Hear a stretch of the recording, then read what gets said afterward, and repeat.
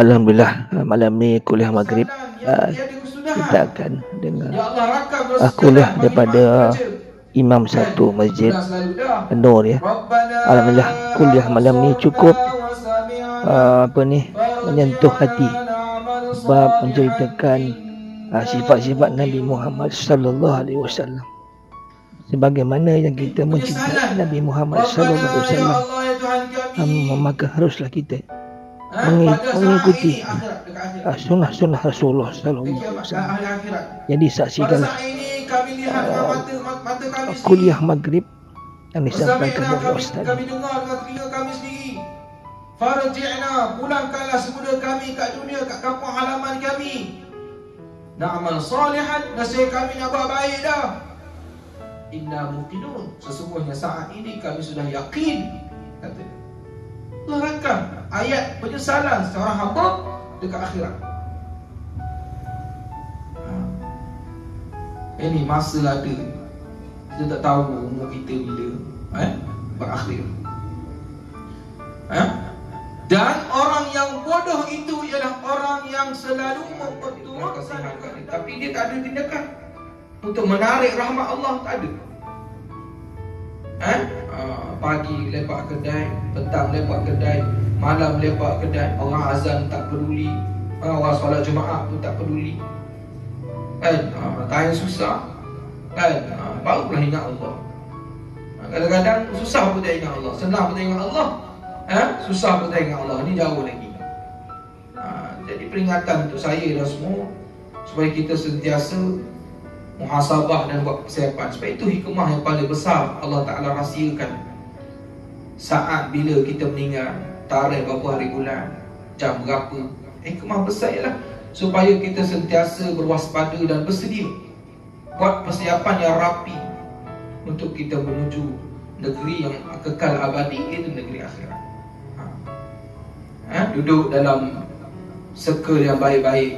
Saya selalu pesan kan, macam kita sekarang ni, alhamdulillah kita terpilih kan, tenang jiwa kita, tak perlu fikir hal orang kan.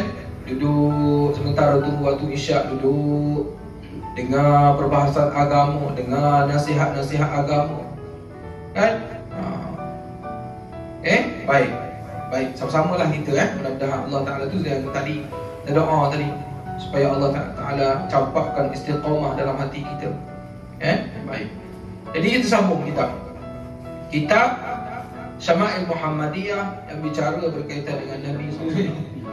Selama kena selawat. Dia kata kalau konsert tu maksiat, buat majlis selawat tu maksiat. Allah, ini teruk sangat kan. Wahabi tahap 4 tu, stage 4. Tuan rahmat Allah SWT. Ini orang tentang maksiat, dia tentang orang yang tentang maksiat. Samakan pula konsert dengan selawat. Allah. Tak apalah dia. Tuan-tuan rahmat Allah SWT. Baik, kita sambung. Bab cara Nabi bercakap ataupun berbicara. Yang ke-66. Kerana Nabi banyak berfikir, Nabi terlalu banyak fikir, sehingga kan Nabi banyak diam. Nabi fikir, menyebabkan Nabi jarang bercakap. Kalau kita ni banyak cakap, tak ada fikir. Balik kan? Lepas tu orang diam ni tuan. Kita nampak dia diam, bukan dia bodoh. Jangan ingat orang diam tu bodoh. Kadang-kadang dengan hanya diam boleh menyelesaikan banyak masalah. Tu Ustaz ni. Ada juga orang diam, dia nak lari daripada masalah. Ada. Orang dunia hidup kadut kan, dia diam, tak nak peduli. Tapi ada orang dengan hanya diam, dia boleh selesaikan banyak masalah.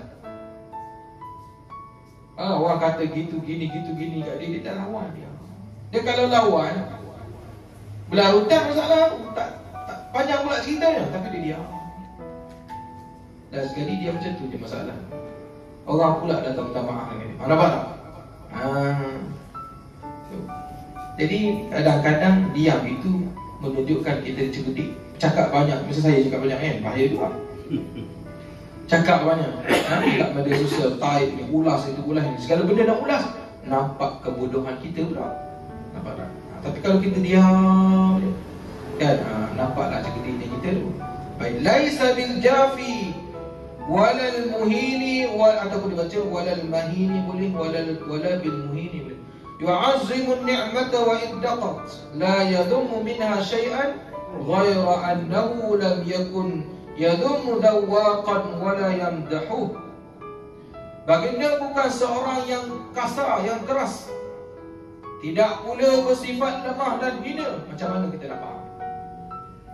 Nabi bukan seorang yang kasar bercakap, tak cakap kasar, tak mencarut dan sebagainya. Tapi Nabi pula tidaklah bersifat lemah dan hina. Maksudnya apa? Mudah cerita begini. Nabi ni kalau orang kata kat diri dia, dia boleh sabar dia. Tapi kalau orang berkata kat agama dia, hina Allah, hina Islam, dia tak boleh sabar. Dialah orang yang pertama bangkit menegakkan Islam.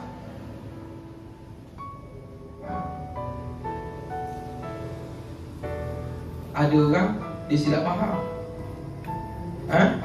dia sabar segala benda. Orang hina Islam pun sabar. Rahmatan lil alamin kata dia. Islam itu rahmat kata dia. Rahmat sungguh. Sampai orang kafir masuk campur hang Islam, istisqa, solat minta hujan. Sampaikan boleh angkat tangan macam ni. Kalau biasa tak boleh, melampau. Tapi istisqa minta hujan boleh sampai macam ni. Itu kaedah dia. Dalam sembahyang kena suara yang rendah, yang kadar orang dengar gitu. Khutbah memang kena jerit pun, memang kena kuat pun, berkhutbah begitu. Faham tuan ni? Jadi saya nak bagi tahu isi khutbah tadi itu penting bagi orang Islam. Penting bagi orang Islam. Kena faham betul-betul. Tuan-tuan saya dekat malam ni, siapa yang tidur tengah hari tadi, balik, cek balik. Bukan baca.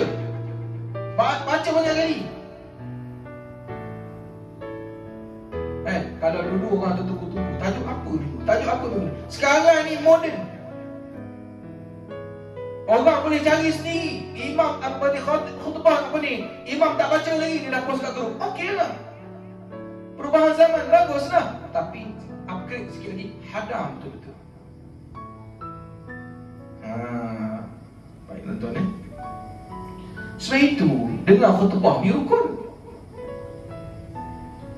Mazhab kita Imam Syafi'i kan sah Jumaat 40 orang. Betul tak? 40 orang dengan syarat-syarat tertentu lah. Tapi kalau ramai yang tidur 33 orang macam mana? Tak usah kita taklid dengan mazhab lain. Macam COVID itu kita boleh taklid 3 orang yang datang kan? Imam, Bilal, siap. Mazhab mana tu? Mazhab lain boleh taklid. Itu saat tu memanglah boleh. Darurat masa tu memanglah boleh. Betul dah. Rahmat bermazhab. Sekarang ni kita dah normal balik. Janganlah bertaklid ni. Saya tidur lah Ustaz, tak apa bagi 2-3 orang tu dengar. Taklid dengan mazhab lain. Mana boleh? Faham tak tuan? Azhar begitu pun. Dah semangat ni? Azhar belum? Dah masuk batu tak? Belum. Belum lagi? Okey. Bagi tahu betul tu Syiah ni baru.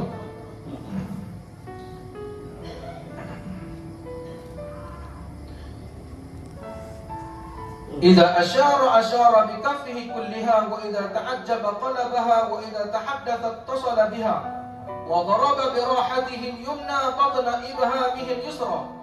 Jikalau menunjukkan sesuatu, Rasulullah sallallahu alaihi wasallam selalu menggunakan seluruh telapak tangan baginda.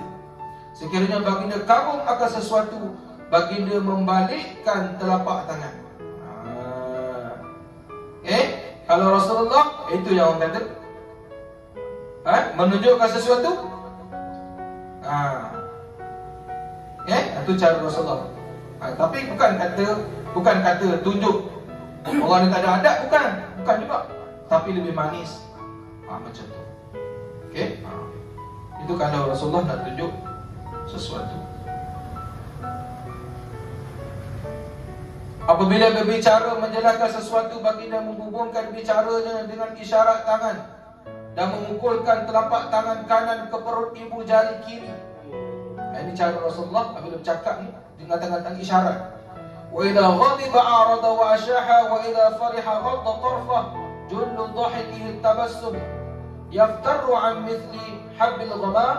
Jikalau Rasulullah marah kepada seseorang, baginda akan berpaling daripada orang itu dan menghindar. Apabila bergembira atau menyenangi sesuatu, Rasulullah menjaga dan menundukkan pandangan mata baginda. Kebanyakan tawa baginda adalah senyuman, mulutnya tidak dibuka luas. Apabila baginda tertawa, terlihat giginya seumpama butiran mutiara dan titisan embun. Rasulullah ni kalau cakap dengan orang ni, dia penuh bagi penghormatan. Ni pun kita perlu praktik. Saya tu, kalau kita bercakap dengan orang, kan, antara tanda penghormatan kita pada orang ialah pandang seluruh badan kita ni menghadap kepada orang yang kita bercakap. Pandang mata dia. Itu cara dia. Kalau zaman sekarang ni, ini antara perubahan zaman yang kita nampak. Sekarang ni kita bercakap orang sampai main telefon. Ini adab yang sangat teruk.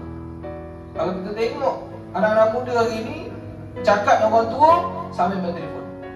Ini tentu kena cegah. Banyak buruk dia. Dia tak fokus apa kita cakap. Dia tak dengar dah apa kita cakap. Itu adab. Siapa-siapa sekalipun lah. Orang cakap, tutup dulu telefon, dan dengar apa dia cakap. Kadang-kadang kita mendengar boleh menyelesaikan masalah orang. Kita tak perlu pun ajar dia buat macam ni. Kita hanya dengar. Ni esok ni ada orang buat temu janji dengan saya ni. Saya boleh dah buka satu kaunter. Siapa nak dengar nasihat RM10. Dia buat agama. Tapi ada esok ni buat temu janji dengan saya, nak jumpa. Alhamdulillah, begitulah kuliah Maghrib pada malam ni. Mudah-mudahan menjadi pedoman kepada kita semua. Walaupun kisah Nabi Muhammad ini diulang-ulang, namun mungkin kita sebagian kita terlupa akan apa ini kisah-kisah Nabi Muhammad SAW, perkara-perkara yang sunat, perkara-perkara yang wajib kita lakukan demi cinta kita kepada Nabi Muhammad SAW. Begitulah ya. Sebabnya nanti di akhirat nanti kita akan mendapat syafaat daripadanya akibat daripada kita menyayangi beliau, mengingati beliau, insya-Allah. Assalamualaikum warahmatullahi wabarakatuh.